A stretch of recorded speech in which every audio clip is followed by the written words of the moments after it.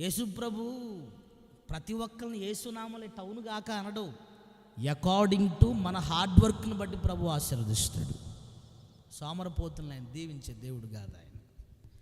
రాత్రి చెప్పలో శుభ్రంగా తిని తెంపుగా పడుకొని ఎంతంత లావు మొహాలు వాసేదాకా బాధ్యతలు, ఒక మనుషు నిలకడగా ఉండి జీవితం మీద, చదువు మీద, కుటుంబం మీద, సంసారం మీద ఎవరికైతే శ్రద్ధలు ఉండవో ఆ మనిషిని దీవించే దేవుడు కాదు. మన దేవుడు భూత వైద్యుడు కాదు. 10 రూపాయలకి 20 రూపాయలకి నిమ్మకాయలు పెట్టి ఓం భీం భూష అంటానికి.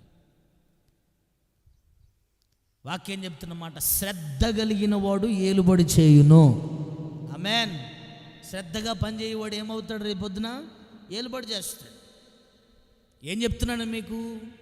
నడుం కట్టుకోవాలి. ఆమేనండి గట్టిగా. నడుం కట్టుకోవాలి. చదువుకునే బిడ్డలు ఒక విజన్ ఉండాలి నీకు. దానికి నడుం